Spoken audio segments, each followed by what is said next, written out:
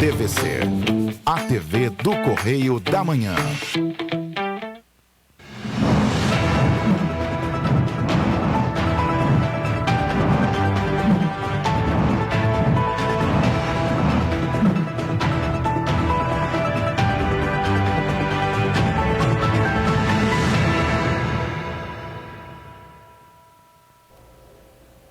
Olá, sejam bem-vindos ao Correio da Manhã na TV. Muito obrigado pela sua presença, pela sua audiência. Hoje, quarta-feira, a gente chega com bastante informação para você. Olá, Roberta. Olá, Jorge. Olá para vocês que nos acompanham. Lembrando que você pode mandar sua sugestão de matéria, sua reclamação, sua denúncia para o nosso e-mail tvccorreiodamanhã@gmail.com e também para o nosso WhatsApp DDD 24 993234567. Super fácil, hoje em dia todo mundo tem um celular, tem uma denúncia, ônibus quebrou, fotografa, filma, manda pra gente a sua denúncia, a sua reclamação. Isso aí, exatamente. Nós temos as nossas redes sociais também, né? Facebook, YouTube e Instagram, para você acompanhar a nossa programação e o nosso jornal ao vivo todos os dias aqui conosco, e também pode participar com a gente, né? Exatamente. Pode mandar sua mensagem por lá. E olhem só, gente, hoje o dia amanheceu congelante, mas com céu totalmente azul. Você vê agora imagens feitas hoje de manhã bem cedinho da nossa sede no centro de Petrópolis. E vamos agora às notícias desta quarta-feira, dia 18 de maio. O estado está em bandeira amarela de risco baixo para a Covid-19. A indústria deve qualificar quase 10 milhões de pessoas até 2025. O Ministério da Justiça cria rede para coordenar combate à corrupção. Royal Society elege primeiro membro brasileiro desde 1871. O projeto de lei que tramita na Câmara Municipal de Petrópolis pode trazer transporte alternativo. Em Petrópolis, obras pós-tragédia já estão em andamento, mas a população pede agilidade. E mais, Comissão Especial de Petrópolis convida a audiência pública para a prestação de contas na sede da LERJ, agora no Correio da Manhã na TV. Como sempre, começamos a nossa edição com a leitura do nosso Jornal Correio da Manhã, nossa versão digital. Lembrando que você pode entrar lá no nosso site jornalcorreiodamanhã.com.br, nosso portal, e acessar todas as notícias do nosso jornal de hoje e o que vai vir ainda pela semana. Pode se cadastrar também para receber a nossa versão digital aí na sua casa, no seu e-mail, no seu celular, aonde você estiver. Vamos então aos destaques da primeira página. Bolsonaro entra na justiça contra abusos de autoridade de Alexandre Moraes. Esse é o destaque da coluna do Cláudio Magnavita na página 3. E ainda, pesquisa aponta Cláudio Castro na liderança para o governo do Rio. É o destaque da página 6. Outro destaque da página 4, em 2021, 5 mil pessoas morreram em 64 mil acidentes. Os dados são do anuário 2021, divulgado pela Polícia Rodoviária Federal. Na página 5, Economia, levantamento indica medidas para reduzir a conta de luz em até 13%. E na página 4, Arthur Duval tem mandato cassado e fica inelegível por 8 anos. Acusado de ofender mulheres ucranianas, deputado já havia renunciado. Lá na nossa página 7, no nosso internacional, Rússia toma controle total de Mariupol, no leste da Ucrânia. Temos também os destaques do segundo caderno. E os destaques do esporte. Vamos então agora à página de opinião, nossa página 2, com a leitura do editorial por Nana Grassi. Nova variante alerta para vacinação contra a Covid-19. A descoberta de uma nova variante da Covid-19, mais precisamente uma subvariante da Ômicron pelo Instituto Butantan, pode ligar o sinal de alerta sobre a doença. Contudo, é mais um aviso para a população brasileira a acelerar o calendário de vacinação contra o vírus. Por mais que tenhamos mais de 162 milhões de pessoas com 2 doses de vacinas e mais de 428 milhões de doses aplicadas, Incluindo nestes dados do Ministério da Saúde as terceiras e quartas doses, é importante ressaltar que quanto mais cidadãos estiverem com o ciclo vacinal completo, com o mínimo de 2 doses, melhor será a bolha contra a doença e principalmente contra as variantes. O que a Ômicron causou no país na virada dos anos de 2021 para 2022 já serve de alento sobre o que a subvariante pode causar. Um aumento do número de casos e de testes da doença nos postos de saúde. O Rio, segundo dados de hospitais privados, já está com um aumento significativo de testes positivos da Covid-19. Entretanto, para a Secretaria de Estado de Saúde, o crescimento de um relatório semanal para outro foi pouco, de 1 para 5% de exames positivos. O Brasil é uma nação bastante conhecida no mundo pelo seu know-how epidemiológico, principalmente pelos institutos que possui, como o próprio Butantan, a Fiocruz, que tem o nome de um dos pioneiros na área do país, Oswaldo Cruz, e o Adolfo Lutz. Não por menos, os 2 primeiros foram responsáveis por 2 vacinas contra o novo coronavírus no território, o paulista pela Coronavac e o carioca pela AstraZeneca. Em razão disso, não pode a população ficar acanhada em saber se deve ou não tomar doses contra a vacina. Vale ressaltar que, além da Covid-19, há outra campanha nacional em curso contra a gripe e o sarampo, cujo público-alvo é praticamente o mesmo do novo coronavírus: idosos, gestantes, puérperas e pessoas que trabalham com contingente, como força de segurança, transporte público, professores. Portanto, é hora do brasileiro abrir o olho e começar a pôr a cabeça para funcionar. É isso aí. Vamos então agora à página 3, na coluna do Magna Vita, com os destaques. Vamos começar com a nota Efeito Biondi. Nos bastidores do TJ, a entrada em pauta do julgamento do processo que pede a anulação da delação de Bruno Salem está sendo considerada um troco pelo resultado de uma das listas tríplices. Os motivos que pedem anulação são tão robustos que a leitura é que o julgamento pode até ajudar na campanha. Na foto de capa hoje ali da página 3, tem ali Hotelaria Unida. Os dirigentes dos hotéis de 5 estrelas se reuniram nesta terça, 17, no Hotel Sheraton, no Rio, para o almoço mensal. Os convidados especiais foram o novo presidente da Rio Tour, Bruno Matos, o secretário municipal de turismo, Antônio Mariano, Alfredo Lopes, Cindy Rio, Paulo Michel, Abi, ABIH, né, Abi, e Cíntia Gomes. Sheraton Rio foram os anfitriões na foto aí da coluna. Depois vem o destaque da nossa chamada lá na capa, né, em primeira mão aí na coluna do Magna Vita, trazendo a notícia de que Bolsonaro entra na justiça contra os abusos de autoridade de Alexandre de Moraes. E aí vários tópicos ali mostrando sobre o que o presidente vai entrar, sobre o que o presidente reclama dentro dessa ação. Para você conferir na íntegra, entra na nossa página que tem muito mais lá no nosso site, jornalcorreiodamanhã.com.br. Vamos dar destaque aqui à nova desembargadora? Vamos. Muito aplaudida a escolha da nova desembargadora do TJRJ, Cristina Serra Feijó. Ela foi promovida por merecimento na vaga decorrente do falecimento do desembargador Antônio Jaime Boente. A cerimônia de posse foi realizada no dia 2 de maio, no órgão especial do TJ. A nova desembargadora é formada em Direito pela UERJ e ingressou na magistratura em 1993, após 4 anos atuando como defensora pública. Vamos agora para outra nota? Confirmado o almoço do PR. O presidente da Associação Comercial do Rio, José Antônio Nascimento Brito, o Jossa, começou a semana em Brasília. Esteve no Palácio do Planalto ajustando a agenda do almoço que a ACRJ oferece no próximo dia 8 de junho para o presidente Jair Bolsonaro do Rio. O evento está confirmado e será restrito a apenas 300 participantes. No dia, Bolsonaro participará pela manhã da formatura de sargentos da Marinha e seguirá para a sede da associação. E Gilmar na CRJ, a Associação Comercial não para. E Nascimento Brito foi recebido nesta terça-feira, dia 17, pelo ministro Gilmar Mendes. Ele foi convidado para ser o palestrante do almoço, que reunirá os grandes nomes da advocacia carioca no próximo dia 13 de junho. Alguns destaques aqui rapidamente do Pinga Fogo. Duelo.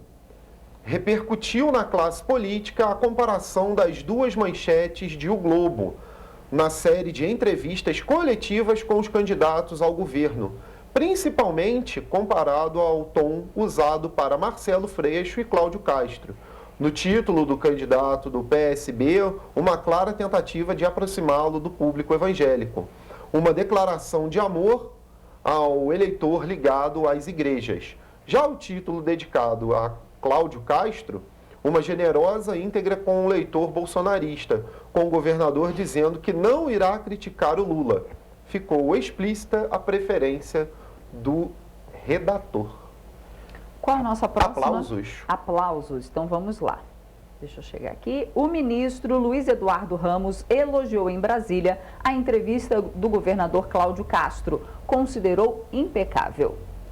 Pois é, e aí aplauso 2. Um dos magos da relação publicidade e eleição, o publicitário Fernando Barros, presidente da PROG, virou fã de carteirinha de Castro depois de ler a entrevista. E aí, por fim, furioso. Vamos lá, quem ficou furioso ao saber da perseguição do prefeito Eduardo Paes aos jornaleiros de verdade, inclusive cerrando ao meio uma banca de jornal em Santa Teresa, foi o presidente do PDT, Carlos Lupe, ex-jornaleiro e querido da categoria. Que coisa, não? Serrar numa banca de jornal, Nossa, né? Nós falamos ontem, ontem, né? Mas que coisa. Vamos então aos destaques de política. De 65 para 70 anos, a idade máxima para os tribunais. Congresso prorroga emenda da idade limite para nomeação. E ainda tem a LESP caça mandato de Arthur Duval. A LESP cassou aí, decidiu por unanimidade caçar o ex-deputado Arthur Duval do União Brasil. A decisão foi tomada em votação em plenário na tarde dessa terça-feira. Arthur Duval foi muito aí falado na mídia, foi aquele que teve os casos de misoginia, né, contra as mulheres ucranianas na volta dele ao Brasil. Então, tá aí, o mandato dele foi cassado. Outro destaque, o MP pede que a Polícia Federal investigue Moro por mudança de domicílio eleitoral. Todos os detalhes você confere lá no nosso jornal. Isso aí. No Nacional, 5.000 vítimas de acidentes. Levantamento aponta dados sobre colisões envolvendo carros em 2021. Esse aqui é um alerta, viu, gente? O número de acidentes e de mortes em rodovias federais cresceu em 2021 na comparação com o ano de 2020, interrompendo uma série de quedas consecutivas observadas desde 2011. Olha só. E o Instituto Nacional de Meteorologia informou que a situação do clima na região sul do Brasil pode se agravar caso haja evolução do ciclone subtropical que se formou na segunda-feira à noite em uma tempestade subtropical chamada Iaquecã. Realmente lá está complicado. Complicado, as imagens, Eu vi as imagens, está bem tenso. E do lado ali, ó, Butantan identifica nova variante recombinante em SP sobre a Covid-19. Nós falamos lá na nossa capa lá, que o Instituto Butantan, né, identificou o recombinante do vírus SARS-CoV-2 que causa a Covid-19. Foi identificado em São Paulo pelo Instituto e dessa vez a variante XG foi encontrada em amostras coletadas de uma mulher de 59 anos, moradora do bairro da Penha, na capital paulista. Vamos agora aos destaques de economia. Alívio na conta de luz em estudo. Levantamento identificou medidas para reduzir os valores em até 13,5%. Nossa, uma boa notícia. Olha, tomara, né? Ontem a gente falou de aumento e hoje uma redução, será? Um levantamento, né, para tentar algumas medidas aí para reduzir os valores. Tomara, né? Tomara. E ainda tem ali, ó, a venda de livros didáticos despencam. Aí uma notícia não tão boa, né? A queda brusca na venda de livros didáticos fez com que o mercado editorial tivesse uma retração de 4% durante o ano passado, mas todos os outros setores tiveram um aumento real de faturamento, mesmo em um ano de forte inflação na economia. Muitas vezes, né, a pessoa ela tem que optar ou arroz com feijão na mesa ou o livro, né? Infelizmente, o essencial, porque o salário, né? Como dizia. Não acompanhou, o salário. É isso. Então vamos lá, página do Rio de Janeiro. Castro lidera na disputa ao governo. Levantamento mostra Marcelo Freixo na segunda posição. O governador Cláudio Castro lidera a disputa à reeleição no Rio de Janeiro com 25% das intenções de voto em um cenário de primeiro turno, segundo a mais recente pesquisa Quest Genial. O deputado Marcelo Freixo aparece em seguida com 18%. Em terceiro lugar está Rodrigo Neves, do PDT, com 9%. No pelotão seguinte aparecem André Siciliano, com 2%, e Paulo Ganimi, do Novo, também com 2%, e Felipe Santa Cruz, com 1%. Branco, nulo e os que não pretendem votar somam 33%. Os indecisos são 10%. Olha só, gente, nossa, mas é um recado alto, né? 10% e 33% ali, né? É um recado muito claro de que a coisa não vai bem, né? Que é praticamente 43% aí da população sem saber o que vai fazer ali, né? Ou não votando ou não sabendo. Infelizmente, né? As pessoas estão tão descrentes da política que elas não querem mais votar, elas não querem mais se misturar. Mas, infelizmente, se a gente não se posiciona, nada muda, né? Mas as pessoas estão tão, assim, descrentes. Mostra uma descrença muito grande a pesquisa. E olha, ainda nessa página, a Getransp não dá prazo para trens expressos em Santa Cruz e logo do lado, Câmara define dias de oitivas do caso de Gabriel Monteiro. Também é um caso que toma aí as manchetes de todos os jornais e o noticiário já há algumas semanas. No estado do Rio, tem as aulas suspensas em Petrópolis. Nós vamos falar mais sobre isso no último bloco, né? Por conta de casos de Covid. Outro destaque aqui interessante, Prefeitura de Resende realiza mutirão de exames preventivos. Você pode ter acesso à nossa matéria completa acessando o nosso site. Lembrando que você pode receber a versão digital lá do Correio da Manhã, no nosso site, só se cadastrar lá. E aí você vai receber no conforto aí da sua tela, né, do seu celular, do seu tablet, da sua casa. Não tem dificuldade de se cadastrar e receber as nossas notícias. Esses foram os destaques de hoje do Correio da Manhã na TV.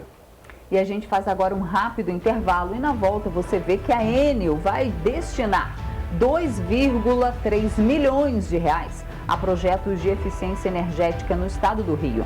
E olha, você vai ver também que o estado está em bandeira amarela de risco baixo para a Covid-19. O Correio da Manhã volta já.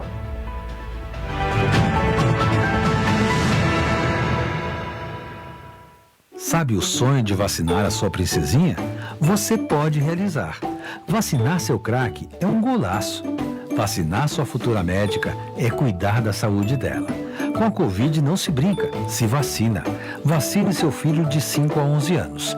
Acesse novaiguaçu.rj.gov.br. Confira os documentos necessários e os postos com a vacina testada e aprovada para crianças. Prefeitura de Nova Iguaçu. Já imaginou melhorar seu estado, sua cidade e a vida de sua família com um aplicativo? A Alerj já. Chegou o Legisla Aqui. Tudo sobre seus direitos e um canal para você mandar e apoiar ideias que podem virar leis. Tem uma ideia boa? Sugira. Quer saber se é legal? Consulte. Tem dúvidas ou sugestões? Converse. Curtiu? Baixe o app. Legisla Aqui. É a Alerj mais perto de você.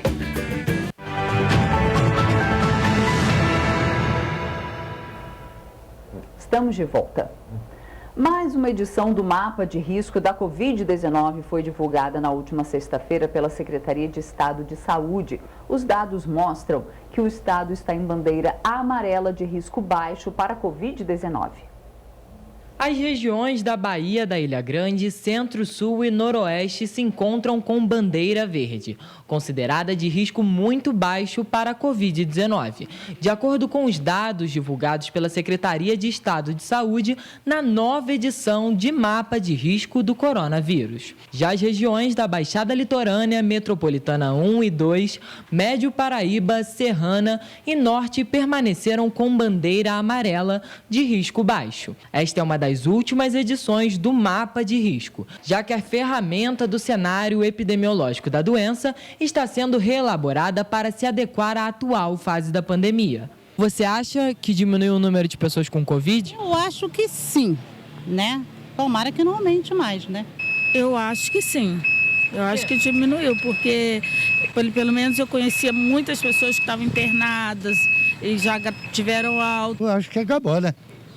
Eu acho que já está normal. A média móvel de atendimentos de síndrome gripal em UPAs dos dias 5 a 11 de maio foi de 330 casos. O dado corresponde a um aumento de 1,45% nos atendimentos de síndrome gripal do dia 1º até o dia 12 de maio. A média de solicitações de internação foi de 6 pedidos, o que indica uma queda de 23% das solicitações. A média da fila de espera para internação foi de 6 pessoas, indicando uma queda de 29% do dia 1º até o dia 12 de maio. Você acha que a vacina tem um papel importante? Muito importante. Eu acredito na prioridade. Todo mundo vacinar. A importância da vacina é para ninguém pegar essa doença, né? Porque se todo mundo tomar, cada dia que passa vai diminuindo mais, né? Desde o início da vacinação, depois de uns meses, os casos diminuíram bastante. É visível. Eu acho que a vacina, sim, foi muito importante e continua sendo, né? No momento em que o número de casos, óbitos e exames PCR realizados está baixo, qualquer variação pode gerar um impacto nos indicadores do mapa de risco. Por exemplo, se uma cidade tem um número de óbitos de 1 e aumenta para 2, o gerador vai entender como um aumento de 100%, o que pode trazer uma grande diferença na hora do bandeiramento. Isso serve também para casos positivos de exames PCR. Nas próximas semanas, a Secretaria de Saúde vai apresentar um novo sistema, com novos indicadores para o atual momento da pandemia, que caminha para uma endemia. A atenção vai ser voltada para os indicadores precoces, como atendimentos de síndrome gripal em UPAs e testagens de antígenos. O Brasil precisará qualificar quase 10 milhões de pessoas até 2025 para atender necessidades projetadas pelas indústrias, de forma a repor inativos, atualizar funcionários ou preencher as novas vagas programadas para o setor. Estes dados estão no Mapa de Trabalho Industrial 2022-2025, divulgado na segunda-feira pela Confederação Nacional da Indústria. Deste total, 2 milhões vão precisar se qualificar visando formação inicial para a reposição de inativos ou para o preenchimento de novas vagas. Os quase 8 milhões restantes serão via formação continuada para trabalhadores que precisam se atualizar para continuar a exercer suas funções. Segundo a CNI, isso significa que 79% da necessidade de formação nos próximos 4 anos serão em aperfeiçoamento. Ainda de acordo com a entidade, essas projeções têm por base a necessidade de uso de novas tecnologias e mudanças na cadeia produtiva que tanto influenciam e transformam o mercado de trabalho. Assim sendo, acrescenta a CNI, cada vez mais o Brasil precisará investir em aperfeiçoamento e requalificação. O levantamento divulgado, feito pelo Observatório Nacional da Indústria, tem por finalidade identificar demandas futuras por mão de obra e orientar a formação profissional de base industrial no país. As áreas com maior demanda por formação são transversais, que permitem ao profissional atuar em diferentes áreas, como técnico em segurança do trabalho, técnico de apoio em pesquisa e desenvolvimento, profissionais da metrologia, por exemplo, metalmecânica, construção, logística e transporte, além de alimentos e bebidas. O Ministério da Justiça e Segurança Pública publicou no Diário Oficial da União uma portaria que cria a Rede Nacional de Políticas Judiciárias no combate à corrupção. Esta rede visa, entre outros objetivos, estimular o intercâmbio de informações entre as polícias judiciária e os demais órgãos públicos e entidades que atuam no combate à corrupção. O texto da portaria traz também as regras para a adesão de integrantes e parcerias. Podem fazer parte da rede unidades de polícia judiciária especializadas no combate à corrupção, cujos órgãos nos níveis federal, distrital e estaduais tenham interesse em aderir à iniciativa. Segundo a portaria, a Secretaria Nacional de Segurança Pública e demais entidades e órgãos públicos atuantes neste tema poderão ser convidados para participar das ações da Renacor na qualidade de observadores. A coordenação das atividades da rede ficará a cargo da Secretaria Nacional de Justiça, por meio da Coordenação Geral de Articulação Institucional do Departamento de Recuperação de Ativos e Cooperação Jurídica Internacional. Além do intercâmbio de informações, a rede também vai trabalhar para a formação dos seus integrantes. E a Royal Society de Londres elegeu o cientista climático Carlos Nobre como seu primeiro membro brasileiro desde que o imperador Dom Pedro II se juntou ao grupo em 1871. Nobre é cientista climático há mais de 40 anos e estuda a Amazônia há décadas. Carlos Nobre foi um dos primeiros defensores da teoria de que o rápido desmatamento está levando a maior floresta tropical do mundo a um ponto de inflexão que pode levar à sua savanização. Com isso, a Royal Society está dando reconhecimento internacional aos riscos que a Amazônia enfrenta, disse Nobre à agência de notícia Reuters na última sexta-feira, acrescentando que é um risco enorme perdermos a maior biodiversidade e a maior floresta tropical do planeta. A preservação da floresta amazônica é vital para conter as mudanças climáticas, porque ela absorve uma grande quantidade de dióxido de carbono. No ano passado, Nobre liderou um grupo de cerca de 200 pesquisadores que lançou um relatório histórico com a análise mais detalhada e completa até hoje do conhecimento científico sobre a floresta amazônica. Fundada em 1660, a instituição britânica é uma das mais antigas e prestigiadas sociedades científicas do mundo. Carlos Nobre é pesquisador sênior do Instituto de Estudos Avançados da Universidade de São Paulo, diretor científico do Instituto de Estudos Climáticos da Universidade Federal do Espírito Santo e diretor do projeto Amazônia 4.0, que busca a construção de fábricas portáteis e altamente tecnológicas para aprimorar as cadeias produtivas na região de forma sustentável, tanto para a floresta quanto para as comunidades locais. 2,3 milhões de reais vão ser destinados a projetos de eficiência energética selecionados pela Enel Distribuição Rio durante a chamada pública de projetos em 2021. Os municípios contemplados são Araruama, Areal, Teresópolis e Niterói. 4 cidades do interior fluminense foram contempladas pelo projeto de eficiência energética: Araruama, Areal, Teresópolis e Niterói. Os projetos trazem impactos positivos ao meio ambiente. Além da economia significativa na conta de luz, a iniciativa vai evitar a emissão de gás carbônico na atmosfera. Ano passado, 2 projetos de iluminação públicas foram contemplados, que serão empregados em Teresópolis e Areal, totalizando um investimento de aproximadamente R$ 900 mil, que serão revertidos na substituição de luminárias por modelos mais eficientes de LED. O programa de eficiência energética da Enel Distribuição Rio existe desde 1998 e já investiu aproximadamente 310 milhões de reais em 293 projetos com foco em eficiência energética. Os principais alvos são equipamentos, instalações elétricas, processos, ações educacionais e usos finais de seus clientes. Em Teresópolis, serão substituídas 800 luminárias e irão gerar para os cofres públicos uma energia de aproximadamente R$ 570 mil, uma energia equivalente a 300 casas populares. Em Areal, serão substituídas 780 luminárias, algo que irá gerar para os cofres públicos uma economia de aproximadamente R$ 510 mil, energia essa equivalente para abastecer 270 casas populares. A Enel Distribuição Rio atende a 66 municípios do estado do Rio de Janeiro, abrangendo 73% do território estadual, com cobertura de uma área de mais de 32 mil quilômetros quadrados. Este ano, o edital está previsto para junho. Inscreva seu projeto, participe, saiba mais em enel-rj.chamadapublica.com.br. E você vai ver depois do intervalo que crime ambiental foi identificado em Nova Friburgo após informação do Linha Verde. O Linha Verde é algo que vem funcionando muito bem, né? E você vai ver também que o PROCON de Petrópolis notificou a agência do Bradesco a informar cronograma de obras. Mais uma, né? Notificada, né?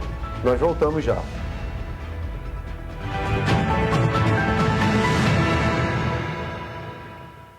Sabe o sonho de vacinar a sua princesinha?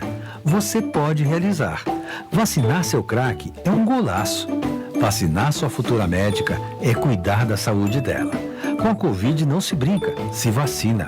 Vacine seu filho de 5 a 11 anos. Acesse novaiguaçu.rj.gov.br. Confira os documentos necessários e os postos com a vacina testada e aprovada para crianças. Prefeitura de Nova Iguaçu. Já imaginou melhorar seu estado, sua cidade, a vida de sua família com um aplicativo? A Alerj já. Chegou o Legislaqui. Tudo sobre seus direitos e um canal para você mandar e apoiar ideias que podem virar leis. Tem uma ideia boa? Sugira. Quer saber se é legal? Consulte. Tem dúvidas ou sugestões? Converse. Curtiu? Baixe o app. Legislaqui. É a Alerj mais perto de você.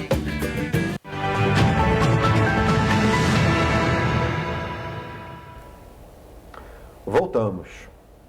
O transporte público de Petrópolis tem afetado a população, além de ser pauta de discussões políticas, né? O serviço precário com ônibus quebrados e em atraso já era a principal reclamação da população. E agora, há ainda a possibilidade da passagem aumentar de R$ 4,40 para R$ 4,95. Isso pagando em dinheiro, viu? Um projeto de lei que tramita na Câmara Municipal pode trazer uma alternativa para melhorar o transporte público na cidade. Um projeto de lei de autoria do vereador Yuri Moura pode trazer uma nova alternativa de transporte para a cidade de Petrópolis. A ideia é mudar o sistema municipal na tentativa de resolver os constantes problemas enfrentados pela população que utiliza o transporte público diariamente. A gente apresentou algo que já está na Lei Municipal do Transporte Público, que é a regulamentação do transporte alternativo. Não como algo avulso, mas como algo que integre esse sistema. Isso é, que a gente continue com os ônibus, com a prestação de serviço desse tipo de veículo, com o trabalho dos rodoviários, mas que se tenha para algumas linhas em que a logística seja melhor e até mesmo em linhas que já possuem o ônibus como complementar o transporte alternativo por vans e combis. Isso já tem no Rio de Janeiro, isso já tem em Itaboraí, tem debate em várias cidades da região serrana e a gente percebe que um local como o nosso, num transporte refém das empresas de ônibus e com a geografia que nós temos, é uma alternativa viável. Com o projeto de lei, as vans e as combis viriam para integrar o sistema de transporte público, dando mais opções para a população. Nenhuma linha atual seria alterada ou substituída, mas sim complementada. O projeto de lei já foi protocolado e agora tramita entre as comissões da Câmara dos Vereadores. Nós precisamos pensar a mobilidade urbana para além do ônibus. As próprias empresas têm lá o micrão, o micrinho, o ônibus maior, porque a modernidade está aí, a tecnologia está aí. A gente tem que incorporar um sistema que tenha até mesmo outros modais e essas modalidades. Inclusive, trazendo aí a questão dos aplicativos, entender melhor o papel dos taxistas nisso. E aí, sem dúvida, a van e a Kombi, esse transporte alternativo, que vai ser fiscalizado pela CPTrans, que tem que ter aí também toda uma regulamentação, que tem que ter acompanhamento da qualidade dos carros, como acontece com as vans escolares e funciona muito bem. Com certeza isso é uma alternativa imediata, mais rápida, mais confortável e que, de novo, tira o monopólio das empresas de ônibus no nosso sistema de transporte público. Hoje, a população petropolitana enfrenta muitos problemas com a má qualidade dos serviços oferecidos pelas empresas de ônibus. São atrasos e quebras constantes e, desde o início da pandemia, a frota de ônibus ainda não voltou a operar com 100% da sua capacidade. E na semana passada, o Conselho Municipal de Trânsito aprovou o pedido de aumento na tarifa de ônibus para R$ 4,95. O aumento ainda precisa ser publicado no Diário Oficial do município para entrar em vigor.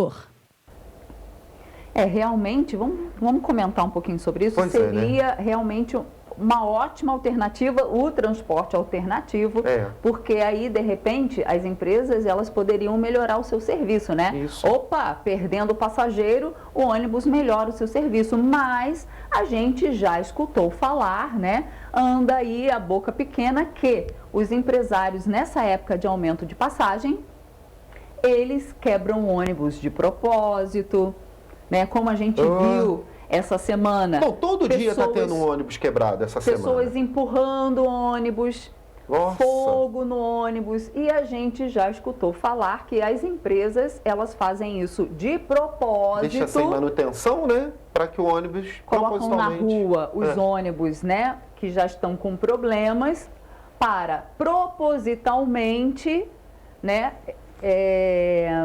Colocar na parede o poder público para aumentar o preço da passagem. Olha, os ônibus estão aí, assim, né? A gente precisa aumentar a passagem. Então, corre o boato que seria isso. O transporte alternativo viria para encostar os empresários na parede para falar, olha, estamos perdendo passageiros. Ou melhora ou isso aqui continua e vai ser aumentado ainda, né? Porque o transporte alternativo pode vir aí como uma opção muito forte, dependendo do que aconteça no futuro aí do transporte público em Petrópolis. Vamos ver se passa pela Câmara, né? Porque agora é um outro problema. Tem todo esse lobby ali dentro. Exatamente, tem todo o lobby das empresas de ônibus junto aos vereadores, né? Do prefeito junto aos vereadores. A gente sabe que existe, que esse jogo político é grande, vai existir isso aí. Né? Mas a medida pode ser uma saída realmente. Então a gente tem a boa vontade, né, da parte do vereador, mas precisa da votação de todos os outros vereadores para que isso aconteça também, né? Vamos dar continuidade aqui. Algumas obras emergenciais em Petrópolis, né, depois das chuvas que arrasaram a cidade, começaram a ser realizadas depois da tragédia, né? Mas ainda há muitos lugares em que a Prefeitura e o Estado não chegaram ainda. Uma das obras que já foi iniciada é da rua Washington Luiz, que acabou, que é a principal via de ligação entre o Quitandinha e o centro da cidade.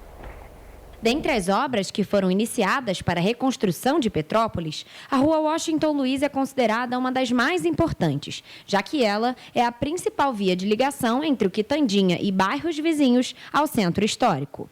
Esta obra é de responsabilidade do governo do estado e o valor total estimado está em pouco mais de 48 milhões de reais. Enquanto as obras são realizadas, apenas ônibus, táxis, vans e carros particulares autorizados podem transitar pelo local. Isaú trabalha em uma loja de imóveis que já funciona há 33 anos na rua Washington Luiz. Ele conta que, desde a chuva, o movimento na rua está completamente diferente e, com poucos veículos, as vendas caíram. Tem atrapalhado bastante porque a gente espera ver o movimento normal aqui da rua, né?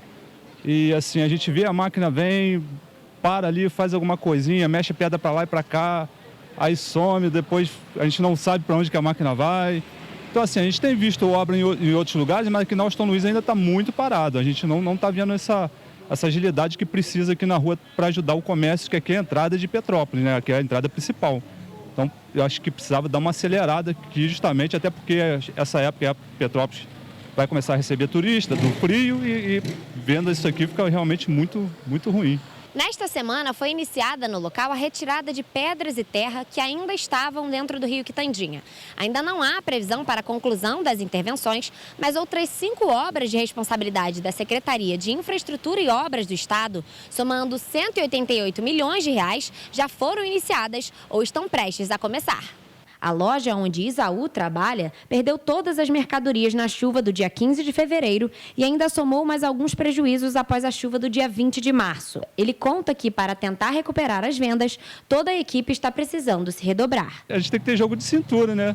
Tentando fazer a nossa parte, a gente está melhorando aqui a nossa fachada, melhorando do jeito que pode, para ver se não fica essa coisa também essa coisa de obra aqui na Washington Luiz assim, tentar dar uma melhorada aqui no aspecto, mas a gente depende da obra mesmo para voltar ao normal. Sem a obra a gente não consegue fazer quase nada, porque o fluxo de veículos diminuiu muito, o fluxo de pedestres passando na rua diminuiu muito, a gente depende muito disso, dessa obra ser concluída para a gente voltar ao normal, né? Ajudar o comércio da cidade. O governo do estado informou que a única obra que ainda não teve início foi a do túnel extravasor no Quissamã. Segundo o estado, está sendo finalizado o projeto de reforço estrutural da galeria para que o Instituto Estadual do Ambiente, o INEA, possa desenvolver a obra definitiva para aquele local. Enquanto isso, a Prefeitura de Petrópolis informou que realizou até o momento 640 reparos nas ruas, investindo mais de 5 milhões de reais na recuperação de vias públicas atingidas pelas catástrofes climáticas. A Prefeitura afirmou ainda que os serviços abrangem recomposição de pistas, calçadas e redes pluviais, desmonte de rochas, construção de muretas e instalação de guarda-corpos em pontes. Na manhã de terça-feira, uma audiência pública foi realizada na sede da Assembleia Legislativa do Estado do Rio de Janeiro para debater a situação de Petrópolis após as tragédias. O prefeito Rubens Bontempo foi convidado a comparecer para prestar contas de onde foram investidos os mais de 30 milhões doados pela Alerj, mas não foi. A quinta audiência pública com foco em assistência social à população de Petrópolis, que foi atingida com as fortes chuvas de fevereiro e março, aconteceu na manhã desta terça-feira, na sede da Assembleia Legislativa do Estado do Rio de Janeiro. Presidida pelo deputado estadual Rodrigo Amorim, um dos objetivos foi buscar esclarecimentos por parte da Prefeitura de Petrópolis sobre onde os investimentos doados pelo Estado têm sido utilizados. O prefeito Rubens Bontempo, o secretário municipal de assistência social, Fernando Araújo, a coordenadora de direitos humanos de Petrópolis, Caroline Cerqueira, o diretor do Departamento de Habitação de Obras em Petrópolis, Maurício Veiga, e o secretário de Obras, Almir Schmidt, foram convidados para a audiência, mas, de acordo com o deputado, eles não responderam ao convite. Não só o prefeito Rubens Bontempo, mas todo e qualquer gestor que receba recursos do Estado, mas principalmente da Assembleia Legislativa, tem a obrigação, não só moral, mas a obrigação jurídica, de prestar contas desses recursos. Pautas como a limpeza das ruas nas áreas mais afastadas, a liberação da verba para o cartão Recomeçar, a prestação de serviços sobre as cestas doadas pelo Estado e Federação e o aluguel social também foram tópicos debatidos durante a audiência. Como novamente o prefeito Rubens Bontempo não respondeu ao convite e nem compareceu à audiência, o deputado Marcos Vinícius Nescau sugeriu a abertura de uma comissão parlamentar de inquérito. A única certeza que nós temos é que o prefeito não quer prestar os esclarecimentos que a Assembleia, o dinheiro que nós, eu repito, nós da Assembleia doamos no primeiro dia, ele não quer prestar esclarecimentos para casa, ponto. Não quer prestar esclarecimento, ninguém pode vir, é um bando de bibelô na Prefeitura de Petrópolis. Redigimos um pedido de uma CPI, que a CPI tem poder de convocar, tem poder de polícia. Anexarmos tudo que nós temos aqui e começar uma CPI na próxima semana. Porque normalmente a gente faz CPI e pede para assessor pegar assinatura, Adriano. Nós vamos pegar. Eu tenho por hábito não assinar CPI nessa casa. Todos os deputados aqui sabem disso. Eu não suporto CPI, a gente sabe como começa, não sabe como termina. Mas a falta de respeito é muito grande, deputado Rodrigo. A falta de respeito com a casa, a falta de respeito do deputado Luiz Paulo, a falta de respeito do prefeito Rubens Bontempo. Eu tinha evitado de falar o nome do deputado Luiz Paulo, mas está aqui. Ele entrega ao deputado Luiz Paulo e nós não somos nada. Até quando? Até quando o prefeito vai fazer a gente de idiota? Ao longo da audiência, uma votação foi realizada para a possibilidade da abertura de uma CPI, que foi aceita de forma unânime. Então, pedir que seja feito mais uma vez um apelo ao digníssimo prefeito Rubens Bom Tempo para que dê explicações ao povo petropolitano através dessa audiência e que lhes sejam oferecidos os meios necessários. Caso queira vir, estaremos aqui dispostos a ouvi-lo e, eventualmente, uma negativa por parte dele em mais um derradeiro apelo da CPI configurará prova inequívoca e irrefutável não só dos óbices que ele está proporcionando à atividade parlamentar, mas, sobretudo, aos trabalhos dessa comissão, que certamente nos dá a possibilidade de abrir a citada comissão parlamentar de inquérito. Impressionante, né? E olha só, dado todo o agravo da situação, de todo o dinheiro da Alerj que veio, ele só prestou conta, lembra, de 19%. Dentro de um documento, o qual o próprio deputado ali, o Rodrigo Amorim, veio a Petrópolis, recebeu esse documento, era uma folha de papel, né, A4, dizendo onde foi gasto, só aquilo. Ridícula a folha, né? Só para constar aqui no comentário, para não dizer uma palavra pior, mas ridícula a folha prestada ali de contas ali, a prestação de contas. O prefeito Rubens Bom Tempo e seu secretariado, dentre outros que estão dentro ali das secretarias e do governo de Petrópolis, não querem falar onde está sendo gasto o dinheiro que é seu, meu, nosso, do estado do Rio de Janeiro, da Alerj, gasto em Petrópolis. Eles não querem falar onde está sendo feito esse gasto. É isso. A mensagem é muito clara. Transparência, zero. Só rir, né? Só silêncio, né? Difícil. Caramba. Vamos dar continuidade. Olhem só, na manhã de ontem, a proprietária e irmã da mulher que foi brutalmente agredida na segunda-feira dentro de uma loja de roupas e sapatos se pronunciou nas redes sociais para dizer que, apesar do ocorrido, a vítima se encontra bem fisicamente.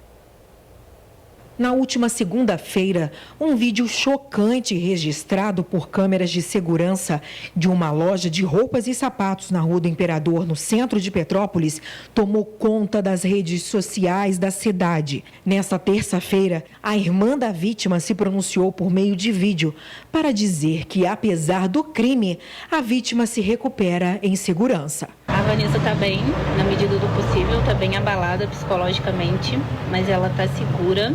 Graças a Deus, está tendo a assistência necessária, tanto da Polícia Militar quanto da família. Ainda tem muito cheiro de gasolina na loja. A gente tentou limpar o máximo que a gente pôde, mas o cheiro realmente ainda não saiu.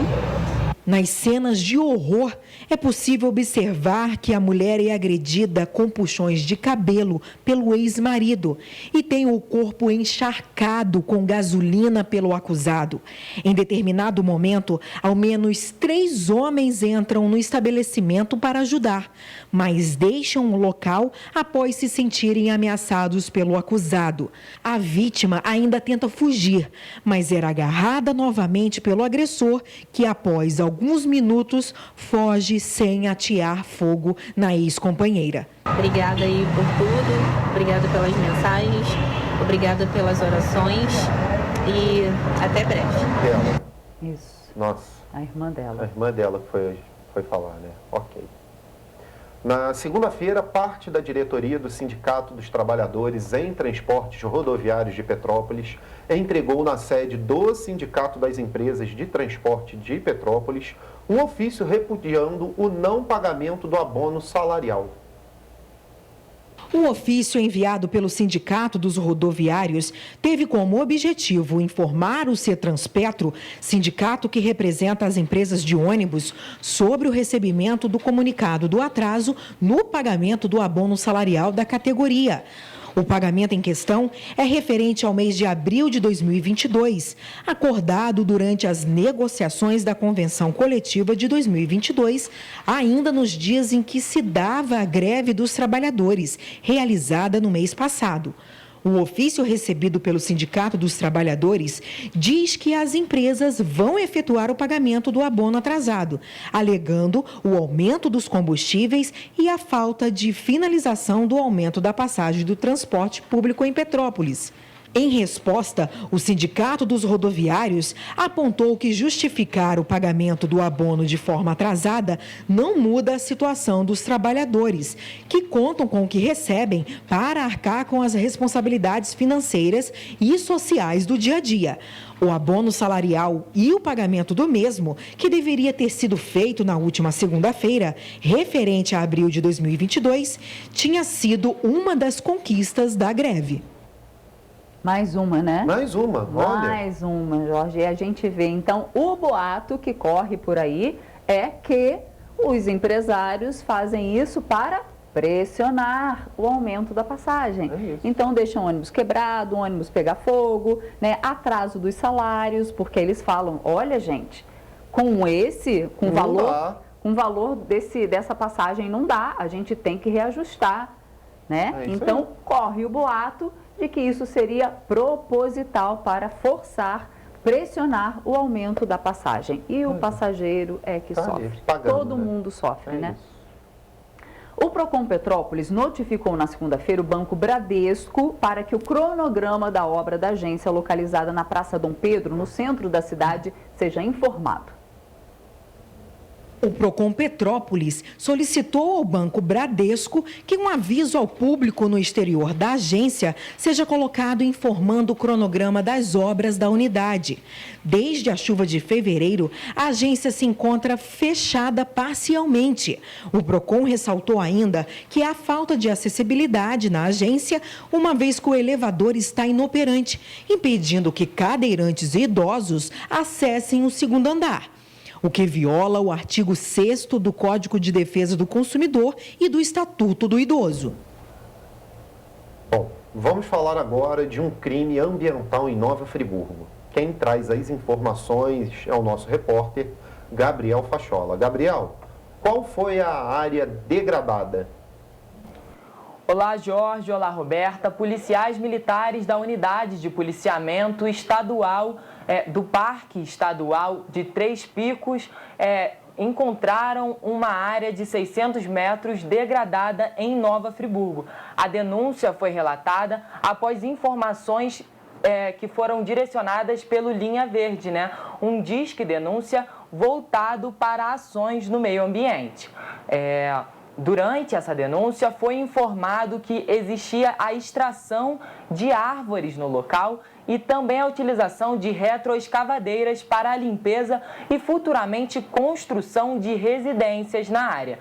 Com essas informações, os policiais se dirigiram até o bairro IP Roxo, onde realmente foi comprovado a movimentação do solo e também a extração de árvores, né? Então, o que aconteceu? Durante as diligências, a equipe não localizou nenhuma placa que autorizasse as atividades e também não localizou nenhum suspeito. Com isso, eles se dirigiram até a delegacia e registraram uma ocorrência de acordo com os artigos 38 e 60 das leis de crimes ambientais. Volto com vocês aí do estúdio.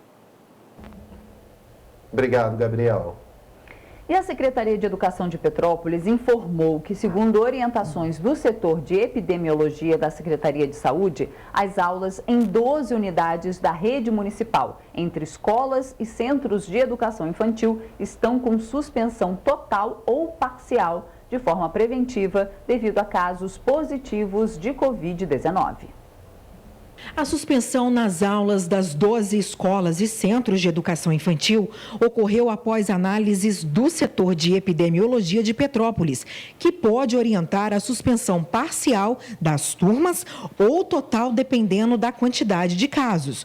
Os casos suspeitos de Covid-19 nas escolas podem ser comunicados diretamente à vigilância epidemiológica por funcionários, alunos e seus responsáveis, com garantia de sigilo. Um sistema criado pela Secretaria de Saúde permite a autonotificação pelo link www.smspetrópolis.net.br/notificação educação. Além de acelerar a identificação, a medida amplifica os meios de controle sobre a pandemia.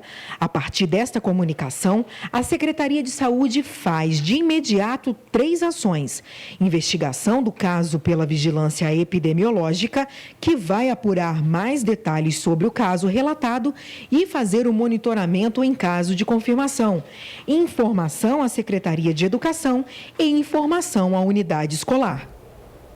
A concessionária Águas do Imperador informou hoje que o abastecimento em ao menos 12 bairros de Petrópolis vai ser interrompido nessa quarta-feira. Os bairros Moinho Preto, Fazenda Inglesa, João Xavier, Duarte da Silveira, Dias de Oliveira, Centenário, Capela, Castrioto, Manuel Torres, Quarteirão Ingelheim, Bingen e Vila Militar vão ter o abastecimento de água interrompido nesta quarta-feira, das 8 da manhã até 1h da tarde, para intervenções na subadutora da concessionária Águas do Imperador, que abastece essas regiões. A previsão é de que o serviço seja normalizado durante a tarde e início da noite de quarta-feira. A concessionária orienta que os clientes mantenham os reservatórios cheios para evitar o desabastecimento. A Estácio Nova Friburgo, por meio do curso de fisioterapia, está com uma campanha de doação de sangue em prol do hemocentro da cidade. A ação se estende até o dia 10 de junho. Um único doador de sangue é capaz de salvar até 4 vidas.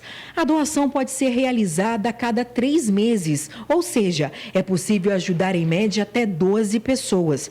Por isso, a Estácio Friburgo, por meio do curso de fisioterapia, iniciou a campanha de doação de sangue em prol do hemocentro da cidade. A ação se estende até o dia 10 de junho. O Hemocentro de Nova Friburgo funciona de segunda a sexta-feira, das 8 às 11h30 da manhã, no anexo do Hospital Municipal Raul Sertã. E na segunda-feira, secretarias municipais de Desenvolvimento Social e de Defesa Civil de Teresópolis realizaram uma reunião para definir os protocolos de acolhimento para a população em situação de rua durante o inverno. A reunião de emergência ocorreu devido à frente fria prevista para chegar hoje na região serrana. Durante o encontro, representantes das secretarias municipais de Desenvolvimento Social e de Defesa Civil de Teresópolis definiram quais são as melhores estratégias para abordar e encaminhar as pessoas que vivem em situação de rua para o abrigo, ou fornecer cobertores para proteger aqueles que se recusarem a ser abrigados. A equipe de abordagem do CREAS, que já trabalha diariamente no atendimento dessa população, vai realizar a abordagem noturna especial de inverno, às terças, quartas e quintas, das 9h da noite à meia-noite, com o apoio dos agentes da Defesa Civil. Pessoas que desejam doar cobertores podem deixar as doações na unidade, localizada na rua Carmela Dutra, número 812, Agriões, ou entrar em contato pelo telefone do plantão de abordagem especial de inverno, pelo telefone 21 92005 2021. O frio tá que tá. E mata, né? Exatamente. É isso aí. Vamos então? A previsão do tempo, né? Exatamente. A previsão do tempo para as cidades que compõem a nossa área de cobertura é de céu claro, sem possibilidade de chuva, mas muito frio. Olhem só, as temperaturas vão variar entre 7 graus e 17 em Nova Friburgo, 8 e 22 graus em Paraíba do Sul e 3 Rios, 7 e 19 graus em Pati do Alferes, 7 e 17 graus em Petrópolis e entre 6 e 16 graus em Teresópolis. Nossa, frio de bater o queixo. É isso aí. Gente, lembrando, os nossos canais de comunicação vai aparecer aí na tela para vocês. O nosso jornal vai chegando ao fim aqui, a nossa primeira edição do Correio da Manhã na TV, mas amanhã, a partir das 7h30, estaremos de volta aqui com você ao vivo. Temos um novo encontro marcado e a gente te espera às 7h30. Tchau. Tchau.